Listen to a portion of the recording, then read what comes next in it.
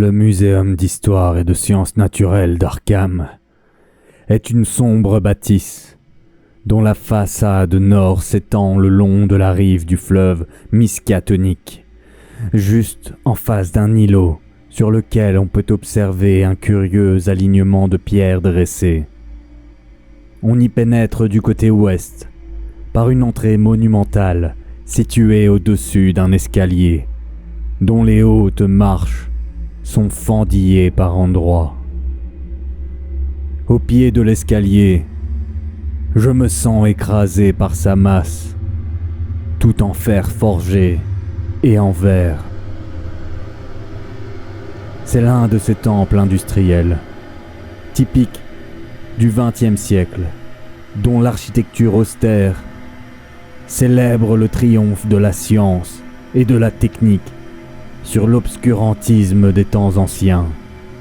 On a l'impression que l'idée même d'institution scientifique a pris corps dans l'architecture massive du bâtiment. Ces façades ne sont que des lignes droites et des plans verticaux. Les courbes sont visiblement refusées afin de ne pas en briser l'harmonie rigoureuse. Le temps gris renforce cette impression. Les lourds nuages gorgés d'humidité filtrent les rayons du soleil. Il en sort une luminosité froide qui interdit aux ombres de se former. Les arêtes vives de la sombre bâtisse semblent littéralement se découper sur le fond nuageux, comme pour s'y inscrire en surimpression. Ces contours prennent une allure agressive, conférant au bâtiment une étrange réalité tangible et incontournable, constituée de volumes pesants. L'absence de lueur dévoile les moindres détails de la bâtisse sombre et offre à mon regard l'état général de décrépitude des façades. Les vitres sont sales, comme si la poussière du temps a fini par s'incruster au cœur même de la texture du verre. Sa structure en fer forgé présente un état général de rouillure relativement avancé, donnant l'impression d'avoir été rongé littéralement par les années. Devant ce spectacle, à la fois de grandeur et de décadence, je ne peux m'empêcher de retenir un frisson. J'hésite même à m'engager sous son porche. De là où je me tiens, j'aperçois par l'entrée béante un immense vestibule plongé dans la pénombre.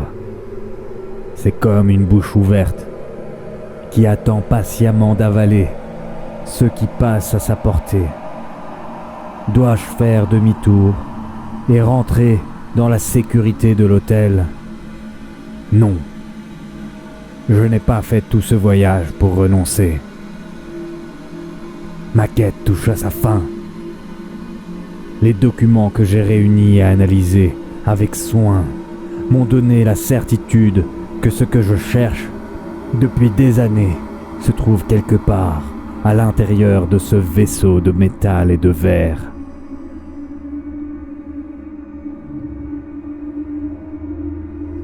De grosses gouttes froides commencent à tomber. La pluie va bientôt s'abattre. Cela suffit pour me décider.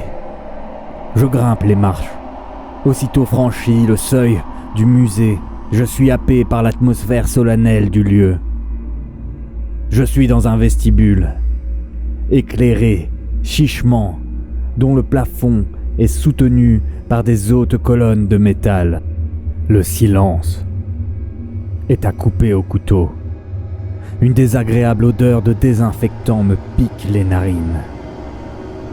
Je me dirige vers le lourd pupitre en bois, situé au centre de la salle. Mes pas résonnent sous la haute voûte. Derrière le pupitre se trouve une dame d'un certain âge. Ses traits sont secs, arides. Ses cheveux sont tirés en arrière dans un chignon. Du fond de ses lunettes à gros foyer, elle observe mon approche. Elle ne me sourit pas. Son expression est froide. Elle est totalement assortie à ce lieu. Je lui déclare une fois devant son bureau. « Bonjour. J'ai rendez-vous avec le professeur Willet à 13h. » Elle me jette un regard froid. Ses fines lèvres se serrent comme pour me faire sentir que ma demande est incongrue. Elle ouvre un registre. Je remarque alors l'absence totale d'ordinateur sur son bureau.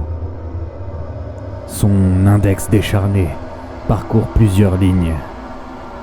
Elle referme le livre avec un claquement sec et me demande, sur un ton distingué et un peu pincé: « Vous êtes l'étudiant de New York ?»«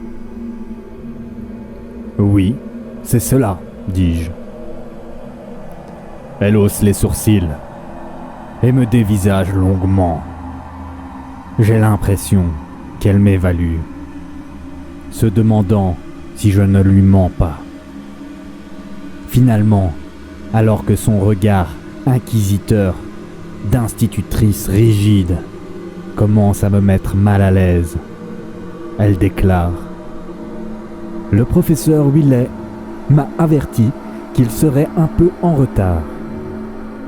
Il vous retrouvera directement dans la salle de la collection Kevinson.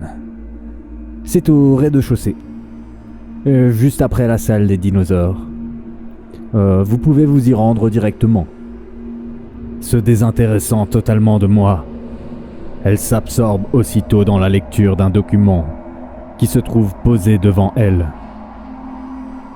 Charmant accueil. J'espère que le professeur Willet sera plus avenant que ce véritable Cerbère. Merci, dis-je sans grande conviction. Elle ne relève même pas la tête. Je contourne le pupitre et me dirige vers les portes vitrées dans le fond de la salle où l'on peut lire « Salle 1, Jurassique », peint en blanc écaillé.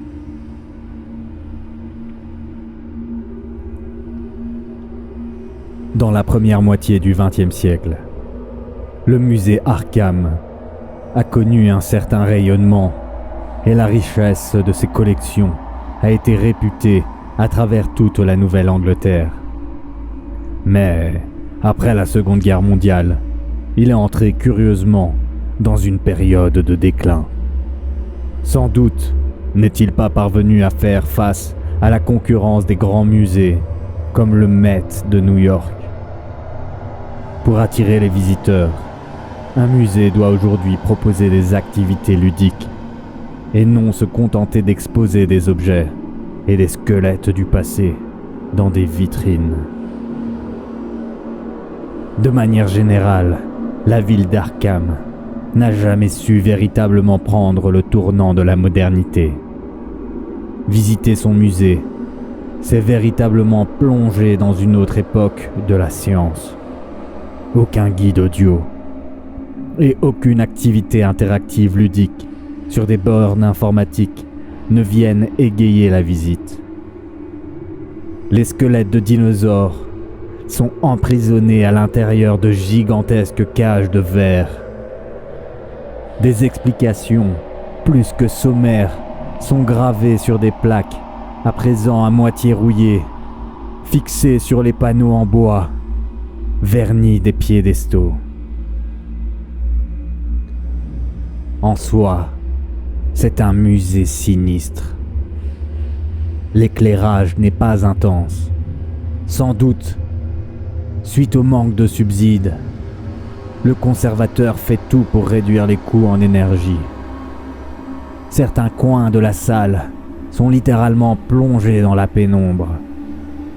J'aperçois au détour des allées seulement quelques visiteurs solitaires, perdus dans la contemplation des vestiges osseux du lointain passé de la Terre. L'atmosphère est lugubre. Je n'entends pas les cris et les piaillements des enfants si communs dans les grands musées modernes. D'ailleurs, je ne rencontre aucun groupe scolaire pourtant habituel à ce genre de lieu les jours de la semaine. Les quelques visiteurs sont tous des personnes âgées qui semblent me fuir à mon approche, comme si elles désiraient rester seules. Au lieu d'être émerveillées, comme d'habitude, par le gigantisme des sauriens, je finis par éprouver un étrange malaise à me retrouver ici à leurs pieds. Je me sens minuscule face à leur présence.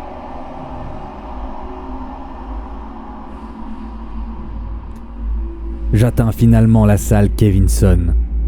Mon cœur s'accélère et l'excitation chasse le malaise éprouvé suite à ma traversée de la salle des dinosaures.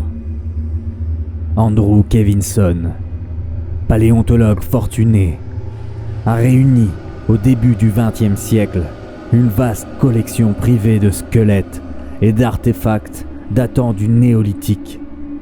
Il a financé et participé personnellement à de nombreuses expéditions de recherche à travers le monde. Ces thèses ont suscité à l'époque de nombreuses controverses au sein de la communauté scientifique. Finalement, il connut son heure de gloire suite à un mystérieux objet qu'il a découvert lors de fouilles sur le plateau de Leng en Asie centrale. L'ancienneté de cet objet, connu sous le sobriquet d'objet K comme Kevinson, apporta une preuve irréfutable à ses hypothèses audacieuses sur la source de certains cultes religieux primitifs.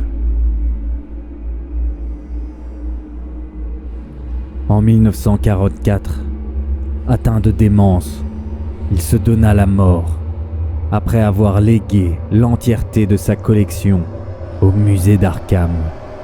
La communauté scientifique profita de la disparition du paléontologue pour pratiquer une véritable censure autour de l'existence de l'objet K.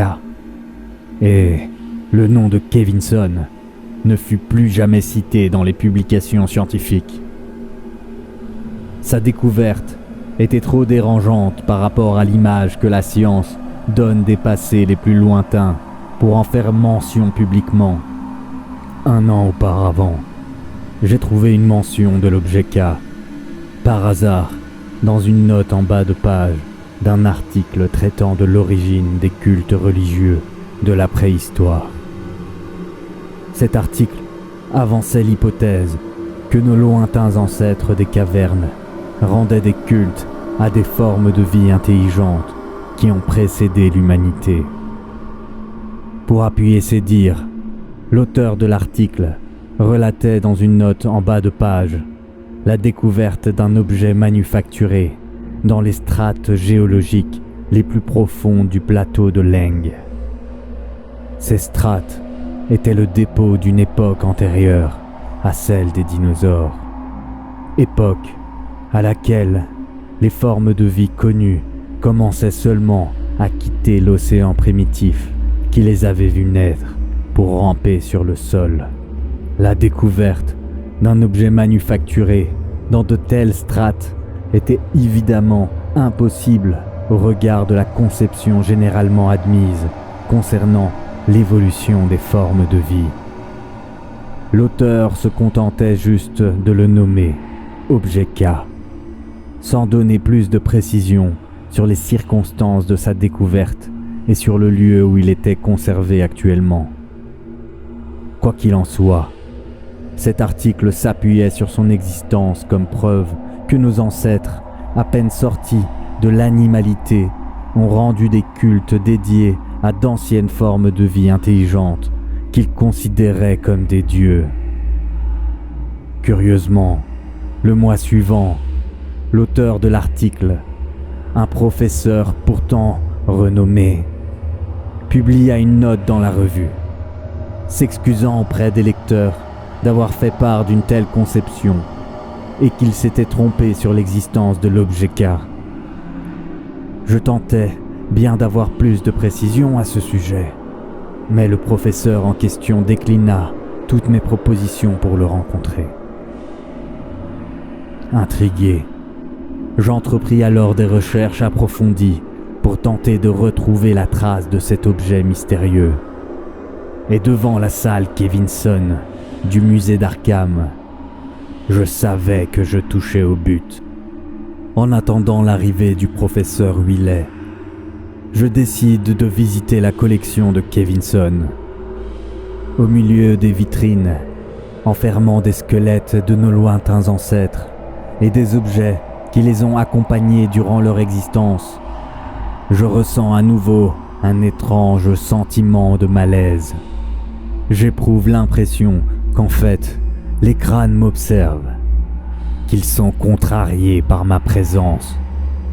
Après tout, je contemple les restes d'êtres qui ont vécu, aimé, souffert et dont on a profané la tombe pour exposer aux yeux du monde leurs dépouilles osseuses. Jamais auparavant je n'ai ressenti un tel sentiment en contemplant les restes d'hommes préhistoriques. Au lieu de m'émerveiller et d'être fasciné par le mystère et le miracle de l'évolution, j'éprouve un sentiment de vacuité, de vide, de non-sens, à contempler les restes de ces anciennes formes de vie. Je m'imagine brusquement moi-même dans un lointain futur, exposé dans une telle vitrine, réduit à l'état de squelette. J'en viens à me dire que dans le fond, rien n'a véritablement de sens. Devant les objets manufacturés de nos ancêtres, cette impression se renforce. Cette coupe, cette épingle en os, ces peignes et ces sculptures, tous ont été utilisés par des êtres qui ont réellement vécu, qui ont été fiers de leurs objets, et maintenant, ce ne sont plus que des débris, des vestiges, sans sens offerts au regard avide des visiteurs. L'atmosphère lugubre de ce musée évoque décidément chez moi un sentiment de futilité, un frisson angoissant devant les vestiges épargnés par l'abîme du temps. Car le temps est en fait un gigantesque gouffre qui finit par tout engloutir, par tout faire disparaître. Il n'hésite pas à rayer de la surface du monde des espèces entières comme les dinosaures et les anciens hominiens. Ces créatures se sont battues pour leur survie, ont donné naissance à des descendants pour assurer la préservation de leur espèce. Et finalement, il ne reste d'elles que des os, des squelettes silencieux dont les orbites vides des crânes m'observent de leur regard aveugle, me renvoyant à la terrible futilité de l'existence. Quoi que l'on fasse, tout est soumis à la corruption du temps. Je me fais l'impression d'être un voyeur et non un admirateur passionné des êtres et créatures du passé.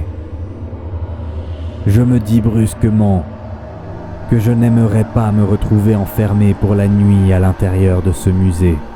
Je me mets à plaindre les gardiens de nuit, obligés de travailler ici après l'extinction des feux.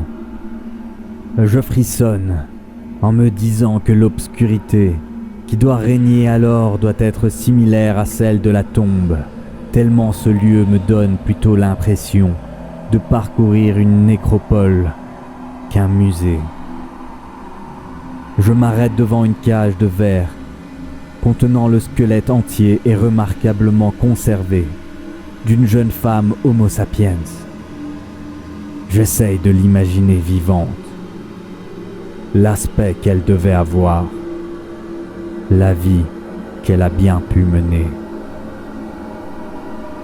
je visualise presque les steppes dans lesquelles elle a passé sa vie sans se douter que bien des millénaires plus tard, elle serait exposée ici, dans un monde pour elle totalement incompréhensible. À quoi pouvait-elle rêver la nuit?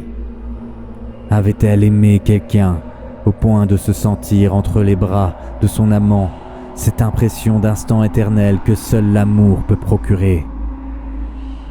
Puis un jour, comme il nous arrivera à tous, la mort a fini par l'arracher à ses rêves et aux instants magiques de son existence. Une main sur mon épaule. Je sursaute. Durant un instant irrationnel, je crois qu'un des squelettes est sorti de sa cage et je me retourne. Devant moi, le visage souriant d'un vieil homme distingué. Très certainement le professeur Willet. Il se présente. « Honoré de vous rencontrer, professeur, fais-je. C'est moi qui suis honoré de votre présence, répond-il. Il est rare que notre musée reçoive la visite d'un étudiant aussi brillant que vous. Votre directeur de thèse, le professeur Jenkins, n'a pas tari d'éloges à votre sujet. Désolé de vous avoir effrayé, mais il est vrai que Christine suscite souvent chez les visiteurs un tel intérêt. Christine ? Dis-je. C'est le prénom, m'explique le professeur, que nous donnons à ce spécimen d'une jeune Homo sapiens. Kevinson l'a appelé ainsi, du nom de sa fille. Il possédait un sens de l'humour particulier. Le terme de spécimen me choque. Cet être qui a vécu n'est donc plus qu'un spécimen et rien d'autre. Une relique archéologique, un objet du passé. Mais je n'en veux pas au professeur. Ce dernier paraît incongru dans ce musée sinistre. Il semble littéralement débordé de joie de vivre, comme s'il était insensible à la pesanteur du lieu dont il a la charge. Contrairement au cerbère de l'entrée, il semble vraiment heureux de m'accueillir. Comme cela, vous voulez voir l'objet K ? Demande le professeur. Le fleuron de notre collection. Même si vous savez qu'il n'est pas de bon ton d'en parler en dehors du cercle fermé des spécialistes de la préhistoire. Il a vraiment fallu que vous impressionniez Jenkins pour qu'il prenne contact avec moi afin de me convaincre de vous rencontrer. Je réponds. Vous savez, le professeur Jenkins est un homme ouvert. C'est le seul chercheur de la faculté qui a accepté de me parler de l'objet K. Tous les autres, à la simple prononciation de son nom, m'ont conseillé de consacrer mon énergie à des choses plus utiles. Le professeur me dit en souriant. Je trouve, pour ma part, qu'il s'agit d'un conseil avisé que l'on vous a donné. Mais c'est vrai, nous sommes tous des vieux croutons enfermés dans nos habitudes. Et qu'est-ce qui motive un tel intérêt pour, disons, cette incongruité archéologique ? Je réfléchis à ma réponse et je déclare. Justement, le fait que cet objet soit incongru. Je rêve de le voir depuis que j'ai appris son existence dans un article. Je trouve qu'un tel artefact ne doit pas être ainsi dérobé et tenu secret. Il en va de la préservation de l'honnêteté intellectuelle. Suite à ma réponse, le professeur s'exclame. Ah, l'idéalisme de la jeunesse. Je vous admire, jeune homme. Mais sachez, quand vous verrez l'objet en question, vous comprendrez vite pourquoi il a été dissimulé et la raison pour laquelle la communauté scientifique évite d'en parler. Je vais être honnête avec vous.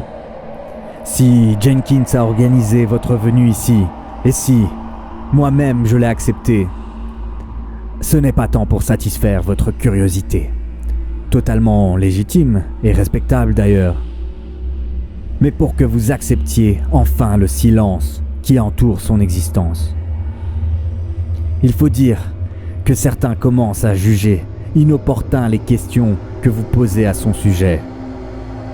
Ils ont peur que finalement d'autres étudiants ou de jeunes chercheurs nous vous rejoignent dans votre quête.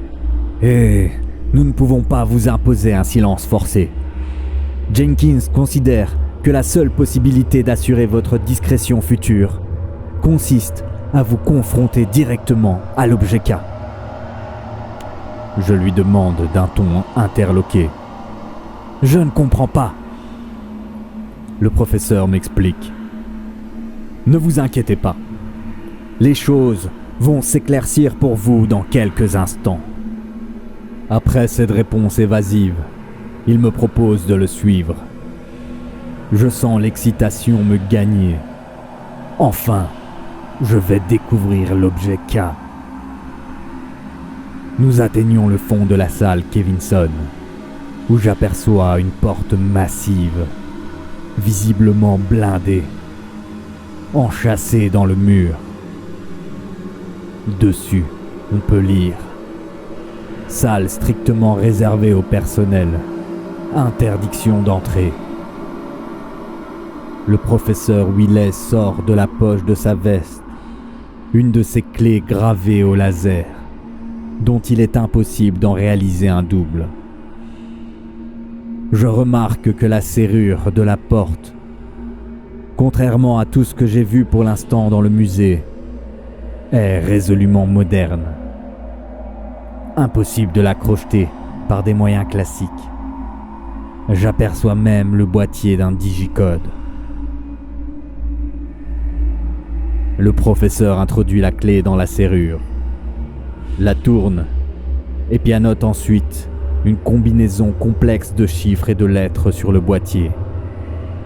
Puis, il recule, précipitamment comme effrayé. J'entends alors le bruit d'un mécanisme provenant de l'autre côté du mur.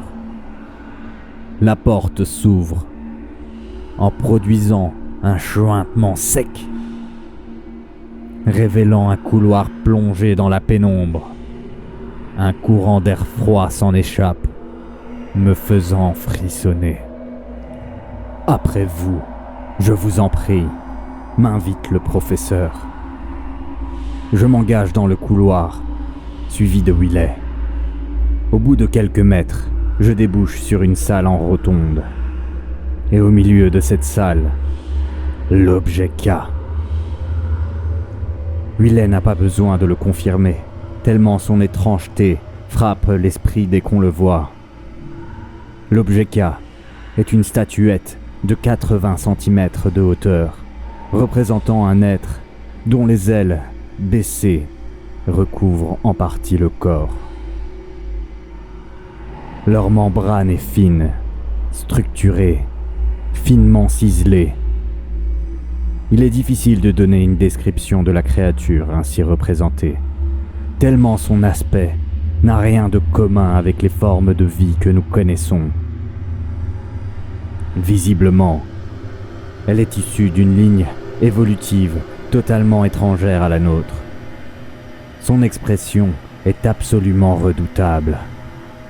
La créature semble me dévisager directement, comme si le matériau étrange dans lequel elle a été sculptée, dont, d'après certaines rumeurs que j'ai recueillies lors de mes recherches, affirme qu'il est constitué d'éléments inconnus du tableau périodique, des éléments chimiques possédant la plasticité de la vie.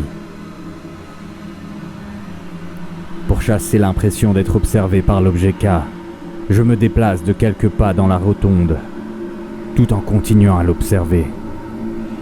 Durant ce mouvement, il me semble que la créature me suit des yeux. Je frissonne en notant cet étrange effet optique. En outre, J'éprouve de plus en plus l'impression de me retrouver devant la personnification d'un cauchemar. L'expression de la créature est d'une malignité absolue. Plus je la contemple, plus j'ai le sentiment d'être confronté à la représentation d'un mal à l'état pur, car totalement étranger à tout ce que nous connaissons et foncièrement hostile à notre espèce. Cette forme évoque en fait un archétype issu des tréfonds de l'inconscient collectif, comme si nos lointains ancêtres ont pu se retrouver réellement en présence d'une telle créature. L'expérience s'est avérée tellement éprouvante que son aspect a fini par s'inscrire à jamais au sein des terreurs collectives de notre espèce. Je commence à éprouver un certain vertige et même de la nausée à force de la détailler. En effet, les angles qui la constituent sont étranges, et plus je tente d'en saisir la logique, et plus je comprends que cette sculpture n'est pas seulement tridimensionnelle, mais représente en fait un être possédant une existence bien au-delà des 3 dimensions connues. Si ces angles m'apparaissent tellement incongrus, c'est dû au fait que mes sens limités ne peuvent en deviner leur véritable amplitude. Mes yeux réduisant leur complexité comme une projection d'un cube sur une feuille. Je suis sûr qu'un mathématicien devrait réaliser une refonte de certains axiomes mathématiques de base pour parvenir à donner une description mathématique un tant soit peu correcte d'un tel objet. Pourtant, mon cerveau tente malgré tout de percevoir des dimensions ainsi évoquées, ce qui provoque un déséquilibre de mon oreille interne.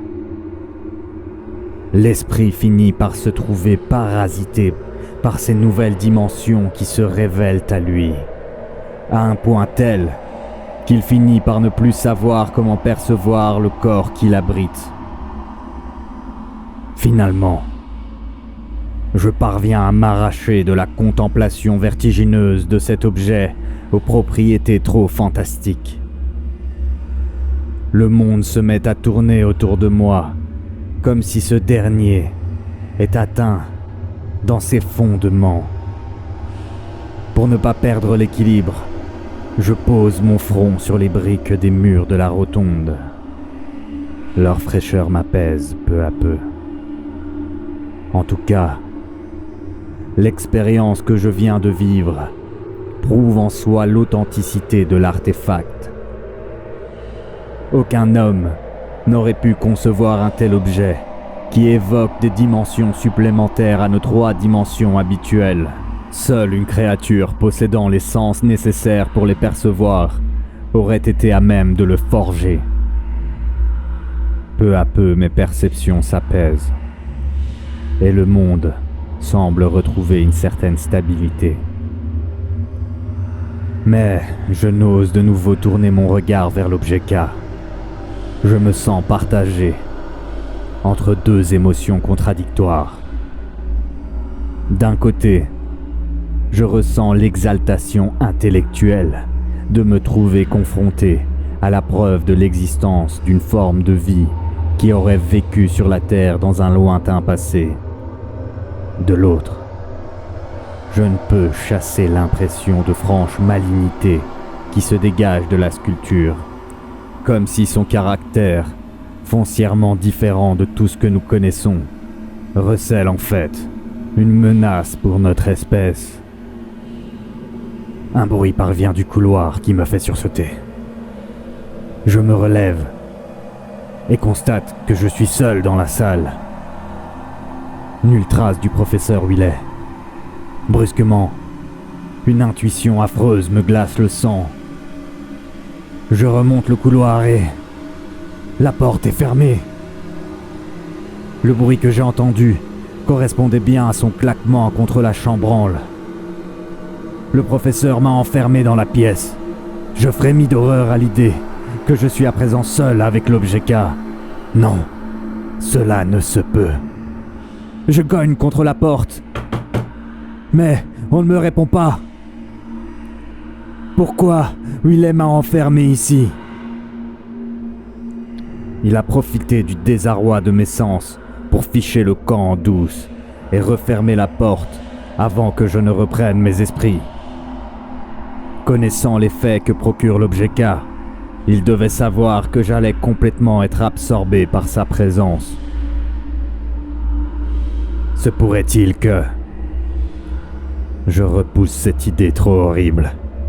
Mais mon esprit refuse de censurer une telle pensée. Je vois mal en quoi m'enfermer ici assurerait ma discrétion future. Sauf si ce qui va se produire dans cette salle serait à même d'assurer mon silence. Finalement, je décide de retourner dans la rotonde dans l'espoir que peut-être je trouverai là une autre issue pour regagner le muséum, issue que je n'aurais pas remarquée plus tôt. Mais une fois franchi le seuil, la présence de l'objet K m'assaille, littéralement, comme si les dimensions invisibles qui le constituent se répandent dans toute la salle. Je les ressens directement dans mon esprit, engluant mes structures cérébrales dans un enchevêtrement complexe de lignes de force. Devant cet assaut, je tombe à genoux.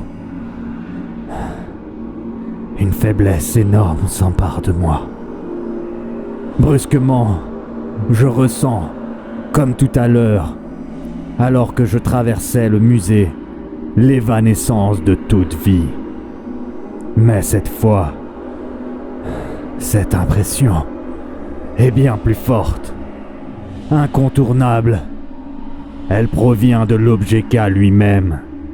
Je comprends qu'en fait, il est le vortex de ce lieu. Il émane de lui une impression cosmique, d'immensité abyssale. Notre vie, notre histoire, notre espèce n'est rien face à l'immensité de l'univers. Des formes sombres, éternelles, glissent dans les ténèbres, insensibles au temps qui passe. Ce sont leurs déplacements, leur heure, qui travaille en profondeur le réel et qui engendre de nouvelles dimensions. Du jour au lendemain, ces formes peuvent, par pur accident, par pur caprice, annihiler totalement notre monde. Nous ne sommes rien, absolument rien. Mon esprit étouffe littéralement sous cette révélation suscitée par l'objet K. Je comprends pourquoi cet objet n'a jamais été dévoilé et pourquoi la communauté scientifique a fini par en garder jalousement le secret, au point qu'un étudiant, trop curieux, trop obstiné par le désir de révéler son existence, est finalement abandonné seul avec lui. Je tente de me relever, de fuir la présence étouffante de cette entité. Mon regard tombe sur la statuette, et je vois qu'elle s'est totalement éveillée. Je retombe aussitôt sur mes genoux, mon regard rivé sur l'être devant moi qui se révèle et déploie ses ailes et se met à grandir, à se déployer à travers les dimensions. Car l'objet K n'est pas un objet artificiel, une sculpture d'un passé insondable, mais un être à part entière, une entité radicalement autre qui a dormi durant des millions d'années, attendant patiemment le moment qu'une forme de vie la découvre. Ce que j'en perçois n'est qu'un morceau, une projection de ce qu'elle est réellement. Je comprends à présent la nature des dimensions à travers lesquelles elle s'étend. En effet, comme je l'ai deviné lorsque la première fois je l'ai contemplée, elle ne s'étend pas simplement dans l'espace, mais aussi dans les dimensions du temps. Tout en étant maintenant, elle est aussi dans le passé et dans le futur. Contrairement à tout ce qui existe dans l'univers, et l'univers lui-même, l'objet K n'a jamais été créé. Et si on le considère comme un être, il n'est jamais né. Il a toujours existé. Incréé. Terrible. Ni véritable objet, ni véritable créature.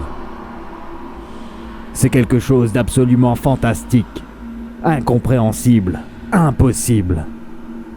Et cette chose se nourrit. Elle se nourrit du temps, de ce qui existe dans l'éphémère. Notre réalité temporelle est en fait sa nourriture. Pour elle, nous ne sommes que du bétail élevé pour satisfaire ses délices. Le musée qui nous entoure est un gigantesque temple dédié à son triomphe. Le reste de ses repas. Elle a consommé les dinosaures et elle nous consommera à son tour. L'objet K fond sur moi et je sens mes espoirs, mes rêves happés par sa substance. Il m'absorbe totalement et m'aspire à travers l'abîme du temps dont elle est l'incarnation. Je sens les cellules de mon corps régresser au fur et à mesure que l'objet se nourrit de ma temporalité. J'ouvre les yeux sur un monde lointain. Je ne suis plus vraiment moi, mais une version primitive, archaïque de mon propre être. Je suis nu, debout, au milieu d'une plaine couverte d'ossements. À mes pieds, le squelette d'une jeune fille. Je sais qu'il s'agit de Christine, la fille de Kevinson, dont la disparition a conduit le professeur au suicide. Tout comme moi, elle a servi de nourriture à l'objet K. Tout comme moi, elle s'est retrouvée emportée dans le maelstrom du temps pour arriver dans les temps d'origine de notre espèce. Son père, avant de se donner la mort, quand il a compris l'action de l'objet K, a été la rechercher pour déterrer ses restes dans une ancienne couche géologique. La mort est proche. L'objet K m'a vidé de mon énergie, de mon temps.